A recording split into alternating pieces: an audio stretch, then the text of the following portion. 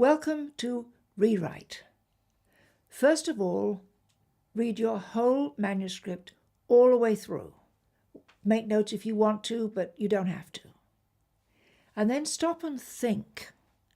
This may be the first time you've read it from beginning to end. How does it feel? Did it hold you? Don't worry if you feel a bit self-conscious. I think most people do when they're reading their own writing. And then ask yourself, what is my story about? And that is not a quick summary of the plot. It's what is the subject matter? What is it about? Is it about two people falling in love, or maybe falling out of love? Is it about adopting a child and the difficulty of coming to cope with things and believing you can succeed? Is it about solving a mystery? Is it about finding your own courage, discovering what you believe? What is the subject matter of your story? What is it that you want to say? And there may be basic core beliefs that you address over and over because it's what really matters to you. I know I have several basic core beliefs that I go over and over. One of my favourite quotes is, "All that is necessary for evil to come to pass is for good men to do nothing." How often have we passed by on the other side thinking, oh, somebody else will attend to this. There are plenty of other people who can do it. We don't need to get involved. Witnessing to crime?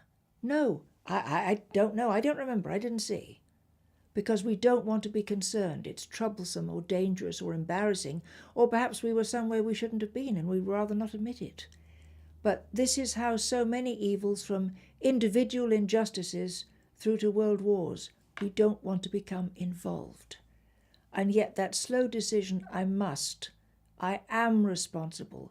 If something could have been prevented and I did not prevent it, then I am responsible. And that's one I like to deal with over and over again. And there are others, of course. You might have a favourite one, or you might be seeking for something, but you're a writer because you've got something to say. It may be about the virtue, the value, the redeeming quality of love, or it might be about forgiveness or justice or whatever it is you care about. That's what your story is about. It's your theme, if you like. But is it clear in your story? It's very easy to start off knowing what you want to say and then get so caught up in the story, the characters, the settings, the dialogue, the scenes, that somewhere along the line that's disappeared. I set out fairly recently with a story that looks, to begin with, as if it's about terrorism. It isn't. My idea that it was about police corruption and how a whole society can be destroyed when people begin to lose faith in the justice and the power of the law. Then they begin to take it into their own hands.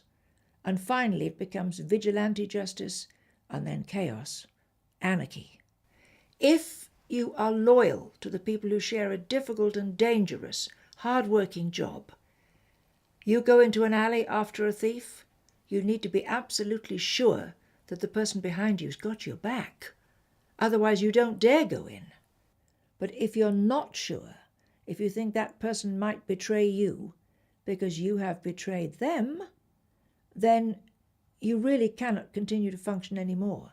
So if your partner in the police maybe turns a blind eye to a friend of theirs doing something wrong, or doesn't quite hand over all the stolen goods that were found, or tells a lie to cover this or that, do you tell the authorities?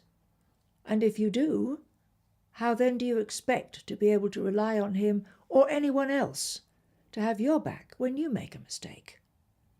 And so it's a very softly creeping disease.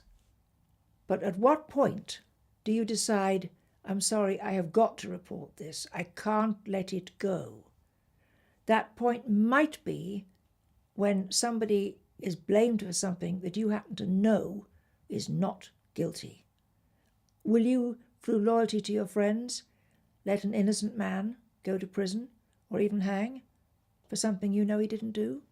Or will you tell on your mates and possibly find you don't have a job because nobody will trust you again?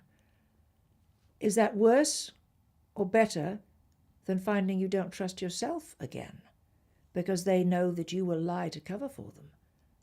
It's a very, very difficult situation. It's another one of those where there isn't a right or a wrong answer.